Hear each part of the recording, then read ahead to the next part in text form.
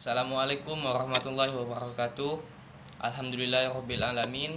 Assalatu wassalamu ala asrofil anbiya'i wal mursalin Sayyidina Muhammadin wa ala alihi wa sahbihi ajma'in. Amma ba'.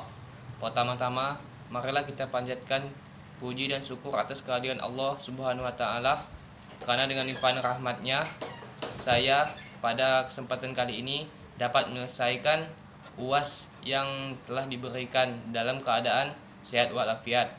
Salawat serta salam selalu tercurahkan kepada junjungan kita Nabi besar Muhammad SAW. Baik, saya Muhammad Fikri Ramawan, mahasiswa dari IAIN Pontianak, Fakultas Syariah, Prodi Hukum Keluarga Islam. Di sini saya ingin menyelesaikan UAS pada mata kuliah Ulumul Hadis. Di sini saya akan menerangkan, yakni berkenan dengan materi pengertian hadis dhaif. Pengertian hadis dhaif secara etimologi adalah lawan kata dari qawiyun, kuat, yaitu lemah. Lemah yang dimaksud dalam konteks ini adalah lemah yang maknawi, karena menurut Mahmud Tahan dalam Taisir Mutalah Hadis, lemah itu ada dua, yaitu lemah hissi dan maknawi. Sedangkan secara terminologi, seperti yang diungkapkan Ibnu Solah yang dikutip oleh Imam As-Suyuti dalam Tadrib Ar-Rawi, adalah ma'lam yajma' sifat as-sahih wal hasan, yang tidak terkumpul sifat-sifat sahih dan sifat-sifat hasan. Hadis dhaif juga memiliki sifat-sifat berbeda tergantung parahnya kedaifan riwayatnya dan kelemahannya, seperti halnya hadis sahih, yaitu dhaif, jidan, alwai, mungkar, dan bagian yang paling rendah adalah maudhu. Setelah meriwayatkan hadis di atas, Imam Al-Tirmizi pun menjelaskan lebih rinci dalam sarannya bahwa beliau tidak mengetahui hadis tersebut kecuali dari sanad Hakim Al-Astram dari Abi Taminah Al-Hujaimi dari Abi Hurairah. Bahkan Imam Bukhari pun mengatakan bahwa hadis ini dhaif dari segi sanadnya. Hal ini memang terbukti karena dalam sanadnya ada Hakim Al-Astram yang telah didhaifkan oleh para ulama. Lalu bagaimana caranya kita mengetahui bahwa seorang rawi tersebut dhaif atau tidak? Pertama, memiliki apakah semua perawi memiliki sifat yang sambung, yakni dengan cara meneliti riwayat guru murid dari kitab tarajum seperti Tazibul Kamal karya Al-Mizi atau Lisanul Mizan karya Ibnu Hajar dan lain sebagainya. Kedua, mencari apakah perawi tersebut adil dan dhabit, atau dengan melihat kritik dari para ulama terhadap para perawi tersebut, apakah ia divonis tisika, terpercaya, qadsurul khofah, banyak salah, dhaif, lemah, dan lain sebagainya. Ketiga, meneliti apakah terdapat ilat, yaitu secara kasat mata terlihat sahih, tapi ketika diteliti kembali banyak rancaunya. Baiklah, selanjutnya mengenai macam-macam hadis dhaif. Dalam kaitannya dengan keterputusan sanad, Ibnu Hajar Al-Asqalani membagi hadis dhaif kepada 5 macam, yaitu hadis mu'allaq, hadis mursal, hadis munqati, hadis mu'dal, dan hadis mudallas. Yang pertama, saya akan membalas hadis mu'allaq. Hadis mu'allaq adalah hadis yang terputus di awal sanad. Kata mu'allaq secara bahasa berarti tergantung. Secara terminologis, hadis mu'allaq adalah hadis yang meriwayatkan di awal sanad. Periwayatan disandari oleh penghimpun hadis, gugur atau terputus seorang atau lebih secara berurut. Patokan tentang keterputusannya terletak pada awal sanad, baik secara periwayat atau lebih. Contoh hadis mu'allaq adalah riwayat Al-Bukhari dengan perbandingan sanad dari Abu Dawud, Al-Nasai, dan Ibnu Majah. Bab tentang orang yang mandi telanjang sendirian di tempat yang sepi dan menutupi lebih baik.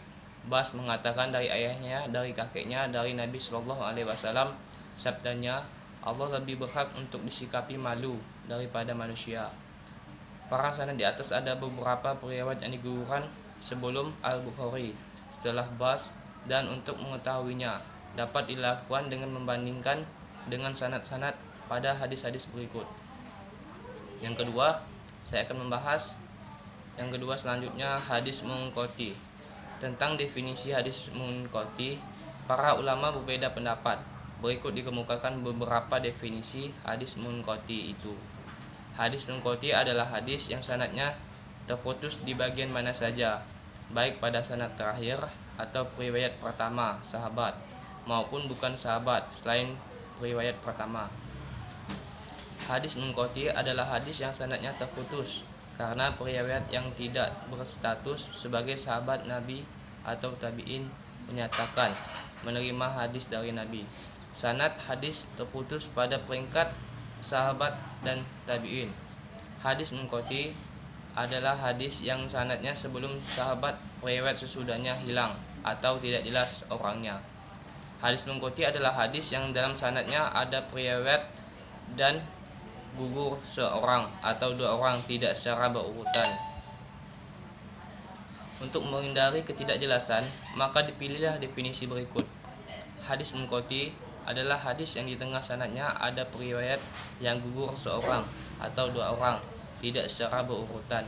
Definisi ini dimaksudkan untuk menghindari bias dengan beberapa kategori hadis dhaif lain di atas. Contoh hadis munqati adalah riwayat Ibnu Majah. Keluar juga membaca sholawat untuk Muhammad dan berdoa, "Ya Tuhanku." Ali Ibnu Hajar bercerita kepada kami, katanya Ismail Ibnu Ibrahim bercerita kepada kami dari Lais Allah Ibnu Al-Hasan, dari ibunya Fatimah binti Al-Husain, dari neneknya Fatimah Al-Kubrah, katanya, apabila Rasulullah memasuki masjid, ia membaca sholawat bagi Nabi Muhammad dan berdoa, "Ya Tuhanku, ampunilah dosaku dan bukalah pintu rahmatmu.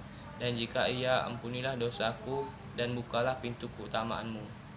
Untuk mengetahui keterputusan sanad al-inqita pada hadis munqati dapat diketahui dengan 3 cara dengan jelas, yaitu periwayatan yang meriwayatkan hadis dapat diketahui dengan pasti tidak sezaman dengan guru yang memberikan hadis kepadanya, atau ia hidup sezaman dengan gurunya tetapi tidak mendapat ijazah untuk meriwayatkan hadisnya. Hal ini dapat dilihat dari tahun lahir dan wafat mereka dengan samar-samar, yaitu karena tidak. Yang kedua dengan tidak samar-samar, yaitu karena tidak ada tahun lahir dan wafat periwayat. Maka keterputusan hadis munqati hanya diketahui oleh orang ahli saja. Yang ketiga, dengan komparasi, yaitu dengan memperbandingkan hadis-hadis dengan hadis lain yang senada sehingga diketahui apakah hadis tertentu munqati atau bukan. Baik, macam-macam hadis dhaif. Yang ketiga yakni hadis mu'an'an dan mu'annan. Di samping itu, hadis yang termasuk kategori hadis dhaif karena sanadnya diduga mengalami keterputusan al-inqita adalah hadis al-mu'an'an dan al-mu'annam. Kata al-mu'annan berasal dari kata annana yang berarti periwayat berkata, anna bahwa yang menunjukkan bahwa periwayat meriwayatkan hadis dari periwayat lain dengan menggunakan metode anna. Baik, yang keempat, hadis mu'dal. Kriteria hadis mu'dal adalah A. Yang gugur atau terputus lebih dari satu orang. B. Keterputusan secara berturut-turut. C. Tempat keterputusan di tengah sanad, bukan di awal atau akhir. Jadi, hadis mu'dal adalah hadis yang gugur dua orang periwayatnya atau lebih secara berturut-turut. Baik gugurnya itu antara sahabat dengan tabi'in, antara tabi'in dengan tabi'al tabi'inna, atau tabi'inna dua orang sesudah mereka. Contoh hadis mu'dal dapat dilihat dalam kitab Al-Muwatta karya Imam Malik sebagai berikut. Malik bercerita kepadaku bahwa sebuah berita sampai kepadanya. Abu Hurairah berkata, Rasulullah SAW bersabda, seorang budak berhak mendapatkan makanan dan pakaian serta ia tidak dibebani pekerjaan kecuali ia mampu. Baik, yang kelima yakni hadis mursal. Sebagaimana terlihat pada penjelasan sebelumnya, sebuah hadis disebut mursal apabila diriwayatkan oleh tabi'i langsung dari Nabi tanpa menyebut sahabat. Kata mursal secara bahasa berarti lepas atau terceraikan dengan cepat atau tanpa halangan. Contoh hadis mursal sahabi dalam Sahih Ibnu Hibban, Al-Utsai bin Idris Al-Ansar bercerita pada kami. Katanya Ahmad bin Abi Bakar bercerita pada kami dari Malik, dari Ibnu Syihab Al-Zuhri, dari Ubayyad Allah bin Abdul Allah, dari Ibnu Abbas bahwa Rasulullah SAW keluar ke Mekah pada tahun pembukaan kota itu bulan Ramadan. Ia berpuasa hingga sampai ke Qadid, kemudian ia berbuka dan umat muslim juga berbuka. Dan yang terakhir, hadis mauquf dan hadis maqtu. Hadis mauquf adalah hadis yang disandarkan kepada sahabat Nabi atau hadis yang diriwayatkan dari para sahabat berupa perkataan, perbuatan, dan persetujuannya. Contoh hadis mauquf adalah perkataan Ali dalam riwayat Al-Bukhari, dan Ali berkata, Berbicaralah dengan manusia tentang sesuatu yang mereka ketahui. Apakah kalian ingin agar Allah dan Rasulnya didustakan? Hadis ini dinyatakan kepada kami oleh Ubaid Allah bin Musa, dari Ma'ruf bin Kharb, dari Abu Ali Al-Tufail, dari Ali. Baiklah, selanjutnya mengenai hukum hadis dhaif. Menurut beberapa pendapat para ulama terkait hal tersebut, yang pertama, Imam Nawawi dalam fatwanya menyebutkan adanya ijma' di kalangan ulama terkait kebolehan mengamalkan hadis dhaif untuk hal-hal yang tidak berkaitan dengan akidah dan hukum halal dan haram. Yang kedua, boleh mengamalkan secara mutlak dalam persoalan hukum ketika tidak ditemukan lagi hadis sahih yang bisa dijadikan sebagai sandaran. Pendapat ini dinisbatkan kepada Imam Ahmad dan Abu Daud. Selain itu, Imam Abu Hanifah dan Ibnul Qayyimil Jauziyah juga mengutip pendapat tersebut. Ketiga, hadis dhaif boleh diamalkan jika ia tersebar secara luas dan masyarakat menerimanya secara umum tanpa adanya tolakan yang berarti atau tolakatul ummah bil qabul. Yang keempat, boleh mengamalkannya ketika hadis dhaif tersebut didukung oleh jalur periwayatan lain yang sama atau lebih kuat secara kualitas darinya, sebagaimana yang dijelaskan oleh Imam Al-Tirmizi dalam karyanya. Baiklah, selanjutnya yakni mengenai contoh yang dibolehkan oleh hadis dhaif dan contoh yang tidak dibolehkan oleh hadis dhaif. Ada sebagian kaum muslimin yang sering membawakan hadis dhaif, bahkan sangat dhaif, lemah, tentang fadail amal, keutamaan berbagai amal dalam dakwah mereka. Mereka beralasan bahwa para ulama telah sepakat bolehnya menggunakan hadis dhaif dalam fadail amal. Perlu kaum muslimin ketahui bahwa maksud sebagian ulama yang membolehkan menggunakan hadis dhaif bukanlah yang dimaksud mereka menggunakan hadis dhaif serampangan begitu saja. Namun, maksud mereka adalah bahwasannya dibolehkan menggunakan hadis dhaif untuk menjelaskan fadail amal, keutamaan amalan, dalam amalan yang telah disyariatkan dalam syariat dengan dalil-dalil yang sahih seperti zikir.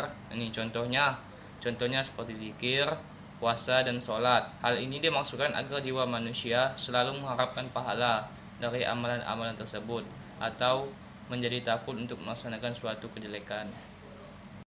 Baik, selanjutnya hadis dhaif yang tidak boleh. Dari sini menunjukkan bahwa hadis dhaif tidak boleh digunakan untuk menentukan satu amalan, kecuali jika ada hadis sahih lain yang mendukungnya. Karena di sini hanya disebutkan boleh hadis dhaif untuk memotivasi beramal atau menakut-nakuti, bukan untuk menentukan dianjurkannya suatu amalan, kecuali jika ada hadis sahih yang mendukung hal ini.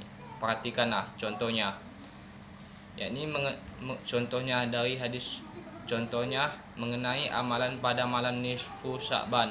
Kalau landasannya dari hadis dhaif tanpa pendukung dari hadis sahih, maka tidak boleh digunakan sama sekali sebagai landasan untuk beramal. Baik, mungkin ini saja penjelasan dari saya. Apabila ada kesalahan kata atau kekeliruan kalimat, Dari saya pribadi, saya mohon maaf kepada Bapak yang sebesar-besarnya. Baik, mungkin itu saja. Ihdinas siratal mustaqim. Wassalamualaikum warahmatullahi wabarakatuh.